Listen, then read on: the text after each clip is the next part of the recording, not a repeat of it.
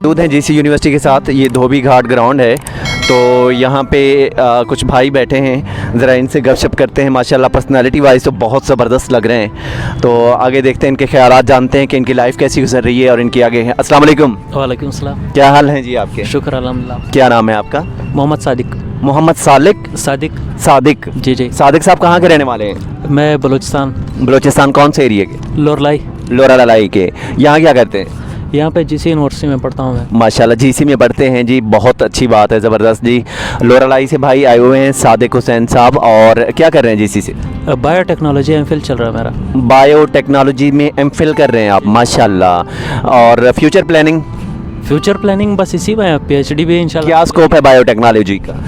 Biotechnology different field में इसका अपना स्कोप है, इंडस्ट्रियल में भी है, और इसके अलावा अगर देखा जाए तो प्लांट बायोटेक्नोलॉजी में और हेल्थ में भी है, फार्मास्यूटिकल की तरफ जा सकते हैं। और कैसे आए बायोटेक्नोलॉजी में? आप शौक था या कि बाई चांस? नहीं, शौक था, अपने शौक के ऊपर आया हूँ। अपने शौक पे आए? जी। चलें जी, एमफिल कंप्लीट होने वाला है? नहीं, बस स्टार्ट तो अभी लिया है इस साल। सेकंड सेमेस्टर अभी शुरू होने वाला है। फर्स्ट के अभी फाइनल। फ्यूचर प्लानिंग बस इसी में आगे इंशाल्लाह करेंगे जो भी हो, या तो अपने इलाके के लिए वहाँ पे जो यूनिवर्सिटीज़ है वहाँ पे इंशाल्लाह कर लेंगे जो हुआ। तो ज़िंदगी कैसी गुजर रही है? बहुत अच्छी यूनिवर्सिटी लाइफ कैसी है? यूनिवर्सिटी लाइफ भी काफ़ी अच्छी है, बस इंजॉय कर रहे हैं? जी अल्हम्दुलिल्लाह। बस ये दोस्त बैठे हुए, ये भी यूनिवर्सिटी के ही दोस्त है मेरे। हॉस्टल में रहते हैं? जी, ये हॉस्टल में ही रहता हूँ। कब आए यहाँ पे? तकरीबन मैंने एमएससी भी यही से की है, 2021 में आया हूँ मैं, मार्च 2021 में। मार्च 2021 में आए हैं, माशाल्लाह जी। बहुत अच्छा लगा सादिक साहब आपसे मिलके। दूसरा मुझे ये बताएं, ज़िंदगी के बारे में क्या सोचते हैं? लाइफ क्या है बेसिकली, क्या है, यानी आपने क्या फील किया लाइफ में? लाइफ देखो, इसमें अगर आप बिल्कुल अपने हिसाब से या जो आपके ड्रीम्स है आप उसी के ऊपर आते हो, तो लाइफ तो एक बहुत ही अच्छा आपके लिए एक एडवेंचर भी है, और उसमें आपको मुख्तलिफ़ किस्म के गोल्स मिल जाते हैं, वो सब कुछ आपको मिल जाता है जो आप हासिल करना चाहते हो। और अगर उस ड्रीम की आप को यानी वो विल हो आप में, तो आप वो कर लेते हो।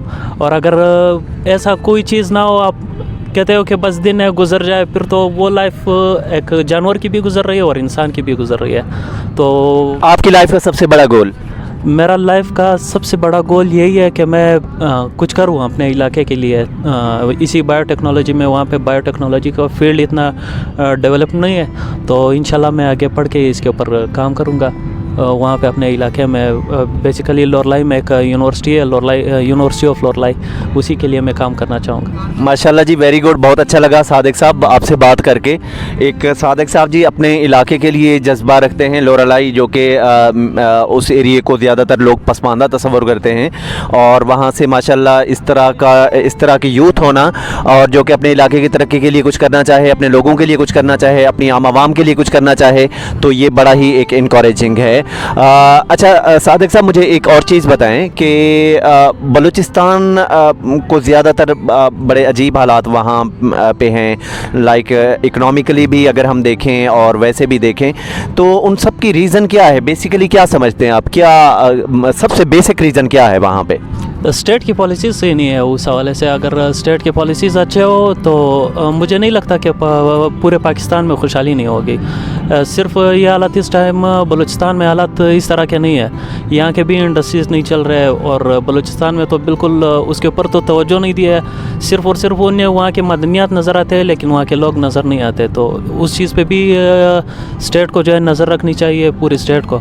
और उसके साथ साथ जब एक बंदे को आप तालीम देते हो और रोज़गार मिल जाता है, इंडस्ट्रीज़ आ जाते हैं, वहाँ पे मदनियात है, सब कुछ है, तो ना तो उसे कोई इस तरह का काम करना पड़ेगा कि उसकी वजह से जो है स्टेट को कोई नुकसान हो। और इसके अलावा अगर सिंध के हालात देखे जाए, सिंध में भी इसी तरह है, वहाँ पे सही से ना तो कोई इस तरह की पॉलिसीज़ बनी हुई है कि उस पॉलिसीज़ के ऊपर सही से काम हो। स्टेट की पॉलिसीज़ अगर अच्छी हो तो पूरा मुल्क खुशहाल बनेगा। अच्छा जी, बिल्कुल किसी हद तक हम भी एग्री करते हैं आपकी बात से। सादिक साहब कह रहे हैं कि जी स्टेट की पॉलिसीज़ जो हैं वो मेन रीज़न हैं जिसकी वजह से वहाँ पे लोग पसमानदा हैं, आम आवाम जो है वो बेचारी मुश्किलात का शिकार है। तो स्टेट की पॉलिसीज़ अगर बेहतर हो जाएं तो ये सारा सिस्टम बेहतर हो सकता है। अच्छा सादिक साहब, एक और चीज़ मुझे बताएंगे, अपनी लाइफ से आप खुश हैं? जी अल्हम्दुलिल्लाह काफ़ी ज़्यादा खुश हूँ। घर से सपोर्ट मिल रहा है और अल्हम्दुलिल्लाह बड़े भाई है हर हवाले से सपोर्ट कर रहा है और मैं उसका दिल से शुक्रिया भी अदा करता हूँ। बिल्कुल खुश हूँ। कितने भाई हैं? सिर्फ 2 भाई हैं हम। क्या करते हैं बड़े भाई? बड़े भाई वो काम करते हैं, ये इंपोर्ट एक्सपोर्ट। फादर क्या करते हैं? वो इंतकाल कर गए 2019 में। अल्लाह पाक उनको जन्नतुल फिरदौस में जगह दे जी। बहुत अच्छा लगा आपसे बात करके सादिक साहब। बलूचिस्तान का आप सरमाया हैं और इस तरह के यंग ब्लड की ज़रूरत है बलूचिस्तान में जो कि इस तरह के जज्बे रखते हैं जी। बहुत अच्छा लगा, थैंक यू सो मच जी। अस्सलाम वालेकुम।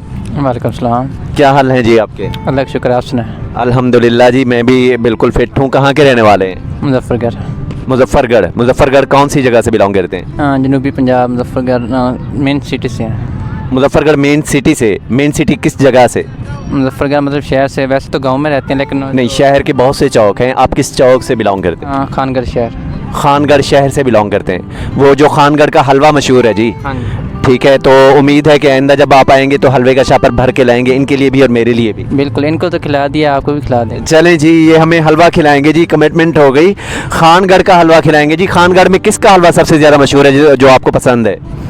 वैसे तो काफ़ी सारी जगह फेमस है लेकिन जो खान वाला है वो ज़्यादा फेमस है। कौन सा? खान वाला। खान वाला हलवा जी। खान वाला हलवा खानगढ़ का मशहूर है जी। भाई फैसलाबाद में बैठ के खान वाले हलवे की तारीफ़ कर रहे हैं और कह रहे हैं खान वाला हलवा, और इनकी कमिटमेंट भी है कि ये हमें खान वाला हलवा खिलाएंगे हमारे नेक्स्ट विजिट में जी। क्या नाम है आपका? मोहम्मद नईम। मोहम्मद नईम साहब, क्या कर रहे हैं? मैं एमफिल कर रहा हूँ बायोटेक्नोलॉजी में। एमफिल बायोटेक्नोलॉजी में। Future planning? फ्यूचर प्लानिंग यही है, रिसर्च करनी है, आगे जाके रिसर्च में एमफिल के बाद पीएचडी करनी है और अच्छी जॉब ढूंढनी है। ओके। आप क्या ज़िंदगी के बारे में क्या सोचते हैं जी? ज़िंदगी अच्छी चीज़ है, एंजॉय करनी चाहिए। मतलब किस तरीके से गुजारनी चाहिए? मतलब अपने अगर जो ड्रीम आपने देखे हुए हैं उसी के अंदर रह के अगर आप गुजारते हैं लाइफ। आप अपनी लाइफ से खुश हैं? बिल्कुल अल्हम्दुलिल्लाह। सेटिस्फाइड हैं? अल्हम्दुलिल्लाह। कितने भाई हैं? 2 भाई हैं। क्या करते हैं दूसरे भाई? दूसरे भाई स्टडी करते हैं छोटे। फादर? फादर बिजनेस है। माशाल्लाह जी। और घर कितने से बाद जाते हैं? महीने बाद तकरीबन। महीने बाद जाते हैं। अभी कब आए हैं घर से वापस? ये लास्ट मंथ ही आए थे, तकरीबन 10-12 तारीख को। 10-12 तारीख को। यूनिवर्सिटी लाइफ कैसी चल रही है? अल्हम्दुलिल्लाह अच्छी जा रही है। अच्छी जा रही है। क्या आप यूनिवर्सिटी छोड़ना चाहेंगे? नहीं, फ़िलहाल तो नहीं। फ़िलहाल नहीं, मतलब डिग्री ख़त्म हो गई तो? हाँ, फिर तो छोड़नी है। फिर मजबूरन छोड़नी है? मजबूरन नहीं, डिग्री ख़त्म हो जाएगी तो डिग्री के बाद इधर रह के क्या करना है। हाँ जी। फिर कहाँ जाना है? फिर कोई फ्यूचर प्लानिंग की हुई है, उस पर काम करना है। हमें बताएंगे, शेयर करेंगे। फ्यूचर प्लानिंग ही तो हम जानना चाह रहे हैं आपकी। फ्यूचर प्लानिंग में पहले तो शादी करनी है। पहली जी फ्यूचर प्लानिंग की, ये पहला मर्द मुजाहिद हमें मिला है। सबसे पहला पॉइंट फ्यूचर प्लानिंग का जी, इन्होंने शादी करनी है। दूसरा जी? दूसरा ये है कि जो अगर जॉब मिल जाती है तो ठीक है, वरना बिज़नेस को कंटिन्यू करना है बाबा के साथ। ओके, पहले शादी फिर बिजनेस को कंटिन्यू करना है। डिग्री कहाँ गई? डिग्री तो मतलब यही है ना कि अभी जैसे हालात चल रहे हैं, जॉब्स वगैरह आ नहीं रही, तो एमफिल तो कर लेनी है, उसके बाद ट्राई करनी है पीपीएस की। अगर हो जाता है वहाँ पे वेल एंड गुड, नहीं तो फिर बिज़नेस। हाँ जी, पीपीएससी। शादी पहले, फिर पीपीएससी, और उसके बाद अगर पीपीएससी से कुछ मसला हुआ तो फिर हम करेंगे बिजनेस फादर के साथ। ये बड़ी ज़बरदस्त प्लानिंग है। और मुझे तो सबसे लास्ट वाला जो पॉइंट है, सबसे पहला पॉइंट शादी, फिर डायरेक्ट बिजनेस पे बंदा जाए तो अच्छा रहेगा। उस चीज़ के ऊपर जाना ठीक है। भाई का ये कहता है कि हर कामयाब मर्द के पीछे जो है एक औरत का हाथ होता है। तो ये जब पहले शादी कर लेना तो उसके बाद ही इसे कामयाबी मिलेगी। इस वजह से भाई बलूच क्या समझते हैं जी, कहाँ कामयाब मर्द के पीछे किसका हाथ होता है? पहले तो मैं पश्तून हूँ, भाई कास्ट पठान नहीं हूँ। तो एक कामयाब मर्द के पीछे जो है उसके इरादे होते हैं, तो कि उसके इरादे कितने मजबूत है। तो एक चीज़ है, उसमें घर का सपोर्ट भी मिलता है, उसमें अम्मी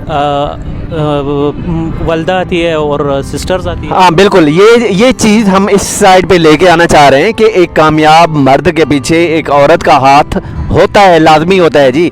लेकिन लाजमी नहीं कि वो औरत बीवी के रूप में हो।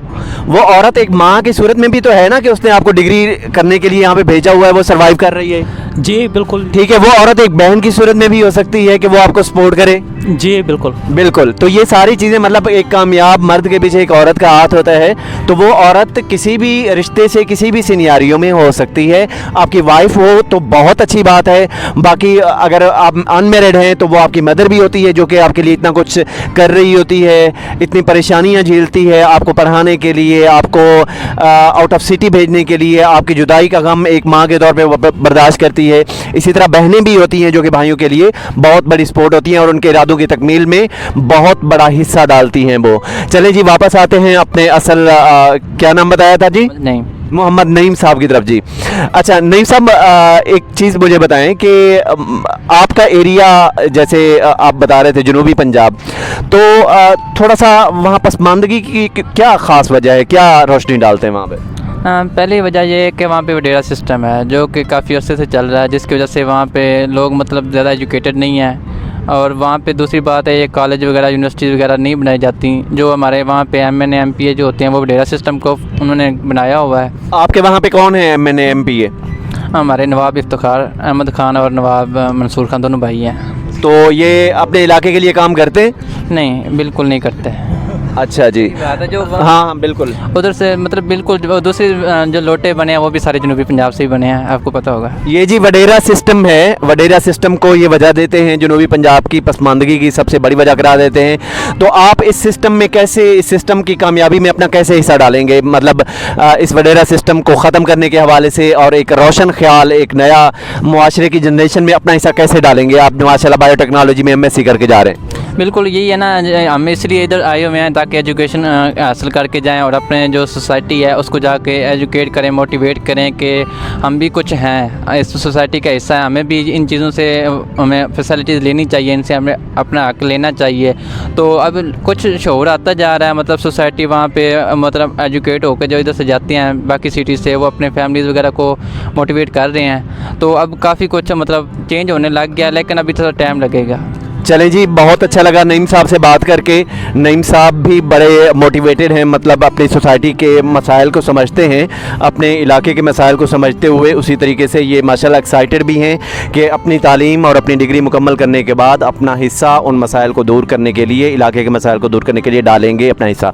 अच्छा चलें जी, बहुत शुक्रिया नईम साहब, और हम अभी हलवे का इंतज़ार करेंगे, खानगढ़ का हलवा, और वो भी खान का हलवा जी, ये कमिटमेंट है जी नईम साहब की। चलें जी, नेक्स्ट बात करते हैं इस महफिल के तीसरे माशाल्लाह एक लंगोटिया यार से। जी अस्सलाम वालेकुम। वालेकुम सलाम। क्या हाल हैं जी आपके? अल्लाह का करम, आप सुनाएं? ठीक ठाक अल्हम्दुलिल्लाह जी, फ़ाइन।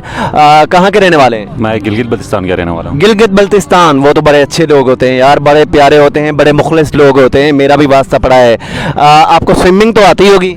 नहीं, कभी एक्सपीरियंस नहीं हो। वैसे वो बहते पानी वगैरह में नहा लेते हैं, वो स्विमिंग कर लेते हैं, मगर इतनी नहीं की। यानी जो गिट्टू जितना पानी होता है उसमें आप नहाते हैं? नहीं, अच्छे खासे पानी में नहा लेते हैं, मगर इतना एक्सपीरियंस नहीं है कि हम वो यानी जैसे वहाँ पे दरिया वगैरह होते हैं उस पानी में नहीं, काफ़ी मुश्किल होता है। बाकी अपने हिसाब से अपनी जान की सेफ्टी के लिए इतना नहा लेते हैं। चलें, आप क्या कर रहे हैं जी? मैं यहाँ GCU से MPhil बायोटेक्नोलॉजी कर रहा हूँ। आप भी बायोटेक्नोलॉजी के? ओके, क्या फ्यूचर प्लानिंग है आपकी? फ्यूचर प्लानिंग यही है कि जैसे कि बायोटेक्नोलॉजी की इमर्जिंग फील्ड है अभी, यानी उभरता हुआ फील्ड है जैसे पाकिस्तान में, तो इंशाल्लाह इसी में आगे कंटिन्यू करने का इरादा है। जैसे कि अभी हमारे पास एक बायोटेक्नोलॉजी एज ए एप्लीकेशन ली जा रही है, तो इंशाल्लाह इसमें बहुत सारे आगे अपॉर्चुनिटीज़ इनकमिंग ईयर्स में कह रहे हैं कि इसका एक अच्छा स्कोप होगा कि ये फार्मास्यूटिकल की तरफ भी जा सकते हैं, एग्रीकल्चर की तरफ भी, इंडस्ट्रियल वाइज भी, तो इसकी बहुत सारी एप्लीकेशंस है। तो इंशाल्लाह होप्स हो कि अच्छी अपॉर्चुनिटीज़ आगे मिल जाएंगी। ज़िंदगी क्या चीज़ है? ज़िंदगी को अगर मेरे नज़रिए के मुताबिक देखा जाए तो ज़िंदगी एक किरदार है। वो आप किरदार आपका डिपेंड करता है कि आपने ज़िंदगी के दो पहलू, आपने या जीना है या गुजारना है। गुजारने की ज़िंदगी ये है कि आप बस एक डायरेक्शन आपको दिए। जीने का मकसद ये है कि आप कैसे जीते हैं। एक तो आपका किरदार ये होना चाहिए कि आप किरदार दो किस्म के, आप एक किरदार छोड़ के भी जा सकते हैं, किरदार यानी आपको याद किया जाए। तो मेरे ख्याल में ज़िंदगी एक किरदार है, जो आपका किरदार होता है वो आपको याद किया जाए। किरदार कभी मरता नहीं, इंसान की जिस्मानी जिस्म ज़ाहिर मर जाता है मगर किरदार कभी नहीं मर जाता। आप अपनी ज़िंदगी से मुतमईन हैं? अल्हम्दुलिल्लाह, बहुत ज़्यादा। ज़िंदगी की कोई सबसे बड़ी खुशी बताएं जो आपको मिली हो। ज़िंदगी में सबसे बड़ी खुशी, ज़िंदगी का हर पहलू खुशी है, क्योंकि ज़िंदगी जहाँ तक मैंने देखी है मैंने जीनी सीखी है। सबसे यादगार लम्हा खुशी का? ऐसा तो ये यानी कोई डिफाइंड मोमेंट तो नहीं है, तो यानी जहाँ तक मैंने आपको बताया कि एवरी मोमेंट मेरे लिए। ज़िंदगी में सबसे बड़ी कमी कोई? नहीं, अल्हम्दुलिल्लाह माँ बाप का साया है, अल्लाह ताला की तरफ से हर चीज़ की खुशी है। कितने भाई हैं? 2 भाई हैं अल्हम्दुलिल्लाह। क्या करते हैं दूसरे भाई? बड़ा भाई पुलिस में एक्साइज एंड टैक्सेशन में, और छोटा भाई फादर भी पुलिस में माशाल्लाह। अच्छा जी, माशाल्लाह, बहुत अच्छा लगा। आपने नाम क्या बताया अपना? मुजम्मिल हुसैन। मुजम्मिल हुसैन साहब जी, ज़िंदगी के बारे में मुजम्मिल हुसैन साहब का फ़लसफ़ा ये है कि आप ज़िंदगी बेसिकली एक किरदार का नाम है। आप जिस किरदार के साथ आते, कुछ किरदार होते हैं कि वो ज़िंदगी को जस्ट एक सानवी हैसियत से लेते हैं और उसे जस्ट गुजारने के चक्कर में होते हैं, सर फेंक के चलना और चलते रहना कि बस जैसी गुजर रही है। कुछ किरदार वो होते हैं जो कि अपनी ज़िंदगी को ख़ुद डिज़ाइन करते हैं, ठीक है ना। उन्हें अगर एक हालात बेहतर नहीं मिले तो वो अपने हालात को ख़ुद बेहतर करते हैं। वो हालात का मलबा किसी दूसरे पे ब्लेम नहीं डालते, ना अपनी फैमिली पे, ना अपने दोस्तों पे, ना रिश्तेदारों पे, ठीक है। और वो अपनी ज़िंदगी को सही मायनों में जीते हैं और उनके आ जाने से भी दुनिया को महसूस होता है कि ये शख्स जी रहा है यहाँ पे।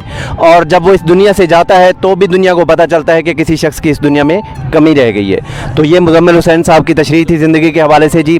बहुत अच्छा लगा मुजम्मिल हुसैन साहब, और बहुत अच्छा लगा जी नईम साहब, बहुत अच्छा लगा जी सादिक साहब आपकी महफ़िल में बैठ के।